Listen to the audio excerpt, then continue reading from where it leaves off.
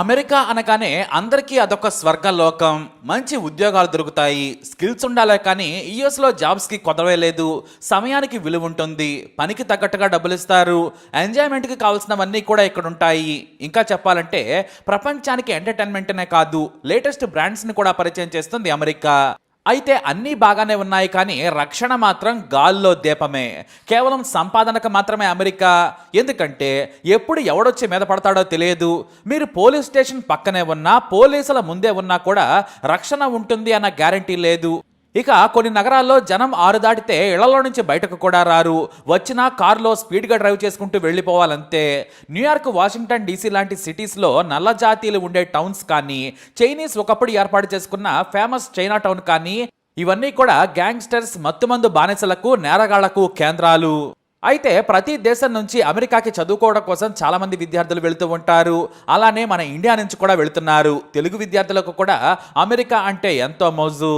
మరి ఏం జరుగుతుందో ఏమో తెలియదు. తెలుగు విద్యార్థులు దారుణంగా హత్యకు గురవుతున్నారు. ముఖ్యంగా అమెరికాలో నీగ్రోల చేతిలో హతమవుతున్నారు. కేవలం పరుసులో ఉన్న డబ్బు, ఒంటిపై ఉన్న బంగారు నగల కోసమే హత్యలు చేసే నల్ల జాతీయులు అమెరికాలో చెలరేగిపోతూ ఉంటారు. ఇప్పుడు అలాంటి వారి చేతిలోనే మరో భారతీయ విద్యార్థి హత్యకు గురయ్యారు. గుంటూరు జిల్లా తెనాల దగ్గర బుర్రుపాలెం మండలం మీకు గుర్తుండే ఉంటుంది. ఇది హీరో కృష్ణ గారి ఊరు.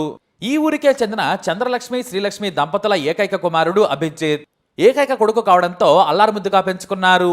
చిన్నప్పటి నుంచి చదువులో ఫస్ట్ ఉండేవాడు అభిజిత్. అయితే ఉన్నత చదువుల కోసం నేను విదేశాలకు వెళతానన్నాడు. మొదట ముద్దుల కుమారుడిని వద్దని వారించినా కూడా అతని భవిష్యత్తును దృష్టిలో ఉంచుకొని తల్లి అంగీకరించింది.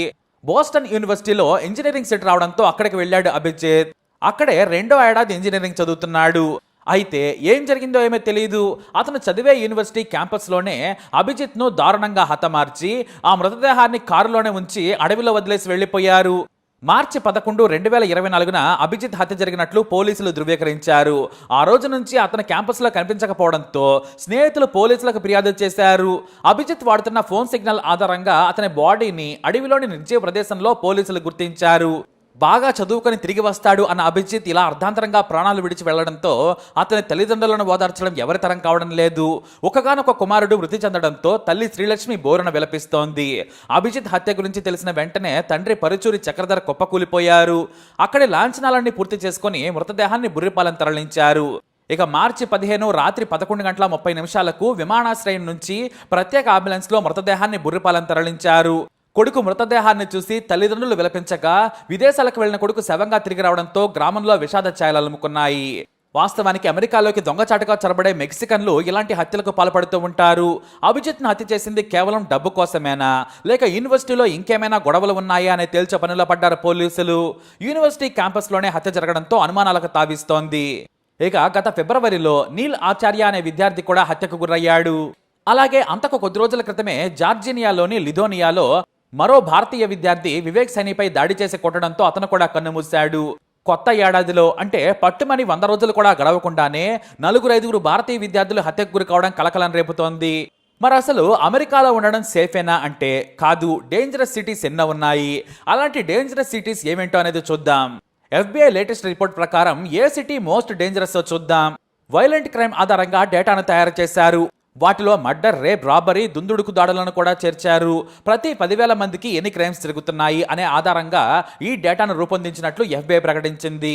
అది కూడా 1,00,000 జనాభా దాటిన నగరాలను ఇందులో చేర్చారు. అలా చేర్చగా టాప్ 10 ప్లేస్లో ఉన్న సిటీ యాంకరేజ్. అలాస్కాలోని ఈ నగరం డ్రగ్స్ గ్యాంగ్కి పెట్టింది పేరు. ఇక్కడికి వేరువేరు ప్రాంతాల నుంచి వచ్చే గ్యాంగ్స్ డబ్బుల కోసం ఎంతకైనా తెగిస్తారు, దోచుకుంటారు, అడ్డొస్తే చంపేస్తారు కూడా. ఇక్కడ ప్రతి 10,000 మందికి క్రైమ్ రేటు 57% ఉందంటే ఎంత దారుణంగా పరిస్థితులు ఉంటాయో అర్థం చేసుకోవచ్చు. కానీ ఇంత అందమైన సిటీ ఇంత ప్రమాదకరమా అని మనకే అనిపిస్తోంది. వెరైటీ ఫుడ్తో పాటు ట్రెడిషనల్ లివింగ్కి ఈ సిటీ పెట్టింది పేరు.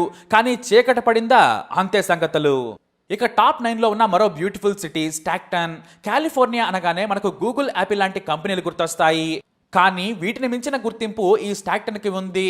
ఇక్కడ రాబరీస్ నిత్యం జరుగుతూ ఉంటాయి. Shootings common. పోలీసులను ఎదిరిస్తారు. ఇప్పటివరకు జరిగిన క్రైమ్ రేట్లో క్రిమినల్స్ ఎంతమంది చనిపోయారో పోలీసులు కూడా అంతే మంది చనిపోయారు. కానీ ఇది కూడా అద్భుతమైన నగరం. సేఫ్టీకి వచ్చేసరికి కొత్త వాళ్ళు చాలా మంది భయపడుతూ ఉంటారు. ఇక టాప్ 8లో క్లీవ్లాండ్ ఉండడం చాలా మందికి ఆశ్చర్యం కలిగించవచ్చు. అయితే గత 2 ఏళ్లుగా చాలా మెరుగైందన్నారు FBI అధికారులు. టాప్ 5 నుంచి 8th ప్లేస్కి రావడంపై ఒకంత ఆందోళన, సంతృప్తి వ్యక్తం చేశారు. ఇక్కడ వైలెన్స్ ఎక్కువగా జరుగుతుందనేది పోలీసుల మాట. రాబరీ, దాడులే కాదు, బార్స్, పబ్స్, లేట్ నైట్ గొడవల కారణంగా క్లీవ్లాండ్కు మోస్ట్ డేంజరస్ లిస్టులో ర్యాంక్ దక్కింది. కానీ 7% రేటు తగ్గడంతో ఇప్పుడు 8వ స్థానంలో ఉంది. ఇక గన్ వైలెన్స్ కు పెట్టింది పేరు విస్కన్సిన్లోని మిల్వాకీ సిటీ. ఇక్కడ గ్యాంగ్స్ ఎక్కువగా చెలరేగుతూ ఉంటాయి. పోలీసులకు కూడా ఈ గన్ కల్చర్ తలనొప్పిగా మారింది. ప్రతి 10,000 మందిలో 7,000 మంది ఏదో కేసులో ఇరుక్కుంటారని పోలీసులు చెబుతారు. ప్రతి ఒక్కరి డేటాను ఇక్కడ పర్ఫెక్ట్గా మెయింటైన్ చేస్తూ ఉంటారు.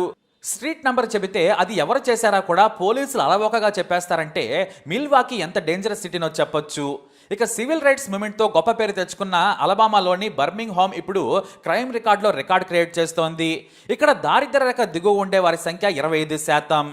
నేషనల్ యావరేజ్కి ఇది 2 ఎక్కువ. అందుకే డే టైంలో కూడా గ్యాంగ్స్ విచ్చలవిడిగా తిరుగుతూ ఉంటారు. చాలా నిర్మానుష్యంగా కొన్ని ప్రదేశాలు మనకు దర్శనమిస్తాయి. ఇక ఆర్కెన్సన్లోని లిటిల్ రాక్ చూడటానికి చాలా ఓల్డ్ సిటీలా కనిపిస్తుంటుంది. చాలా మంది ఇక్కడ మధ్యతరగతి వాళ్లే. 87%తో రికార్డు క్రియేట్ చేస్తోంది ఈ సిటీ. అత్యధికంగా ఆయుధాలు కలిగి ఉన్న సిటీగా దీనికి పేరు. ప్రతి 4 2 యావరేజ్ గా గన్ మెయింటైన్ చేస్తూ ఉంటారు. అలాగే మరో సిటీ సెయింట్ లూయిస్, మిస్సోరీ. ఏదైనా పెద్ద గొడవ జరిగిందంటే అది సెయింట్ లూయిస్ అని టక్కున చెప్పేస్తారు.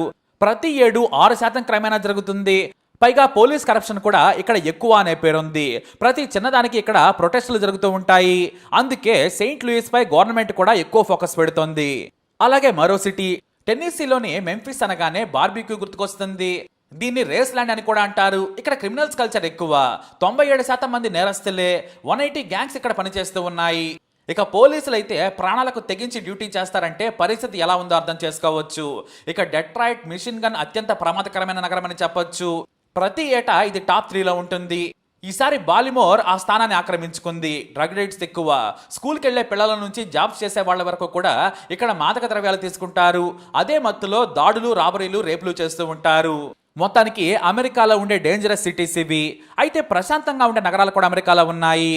అత్యంత తక్కువగా ఎప్పుడో ఒకసారి వార్తల్లో ఉండే నగరాలున్నాయి. కానీ వాటిలో పెద్దగా పేర్లేని ప్రాంతాలే ఉండడం విశేషం. ఇక్కడ ఎప్పుడో ఓసారి వ్యక్తిగత గొడవలు, ప్రాపర్టీ ఫైట్స్ తప్ప ఇతర హింసాత్మక ఘటనలు జరిగిన ప్రాంతాలను FBI స్టాటిస్టిక్స్ అనౌన్స్ చేసింది. వాటిలో టాప్ 10 చూద్దాం. కాలిఫోర్నియాలోని సన్నీవేల్, హవాయిలోని హనోలులు, వాషింగ్టన్లోని బెలివ్యూ, నార్త్ కరోలినాలోని Cary, Virginia Alexandria, California Fremont, టెక్సాస్లోని ఫ్రిస్కో చాలా ప్రశాంతమైన నగరాలు. ఉదాహరణకు ఫ్రిస్కోని తీసుకుంటే జనాభా 150,000. గత ఏడాది మొత్తం మీద కూడా 80 ఘటనలు మాత్రమే జరిగాయి. అవి కూడా చిన్న చిన్న ఘటనలు. అందుకే ఫ్రిస్కో సిటీ అంటే చాలా మంది ఇష్టపడతారు. ఏదేమైనా సరే అది మన దేశం కాదు, దేశం కాని దేశం. అక్కడ ఎంత జాగ్రత్తగా ఉంటే అంత మంచిది. మరి ఇండియా నుండి వెళ్ళిన ప్రతి స్టూడెంట్కి మంచి భవిష్యత్తు ఉండాలని కోరుకుందాం. ఈ వీడియో అప్డేట్స్ కోసం మై ఛానల్ ఫాలో అవ్వండి. అలాగే తప్పకుండా సబ్స్క్రైబ్ చేసుకోండి.